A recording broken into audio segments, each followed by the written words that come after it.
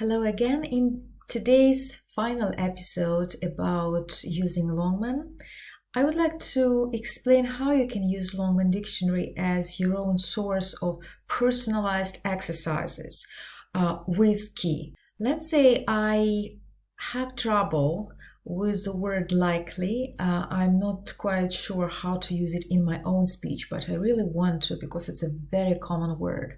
So basically, I want to activate it in my speech, but I don't know how to. So I can use Longman Dictionary to create my own back translation exercise. That's how I do it. I choose the sentences that I like with this word. So I choose this one and a couple of more, and I put them into my notebook. So I have already copied 3 sentences from the dictionary. You can put them in your Excel table. I personally prefer to use OneNote because you can easily create tables like that. And the next thing you want to do is to translate them into natural Russian or Ukrainian or your own native language.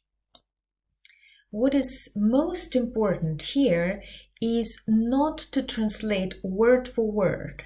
It shouldn't be a literal translation. It should be a natural translation, like, what would your grandma say?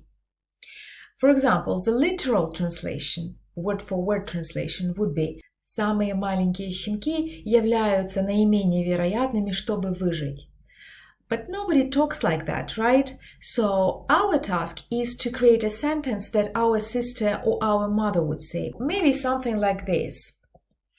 У самых маленьких щенков меньше всего шансов выжить.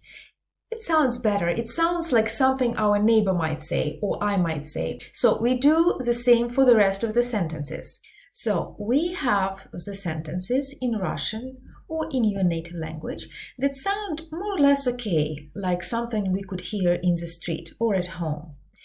What we need to do next is to create one more column on the right.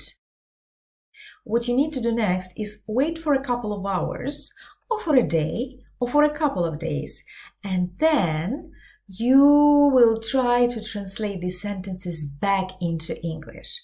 But there is a trick. First of all, you need to color the first column white so that it becomes invisible.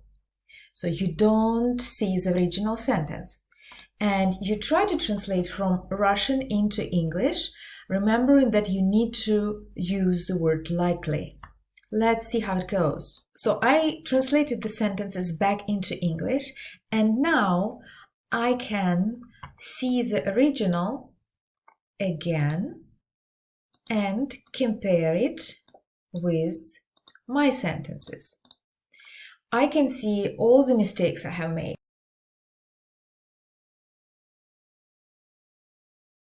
And after you see the original and your translation, you can analyze your own mistakes and see if you can avoid them in the future.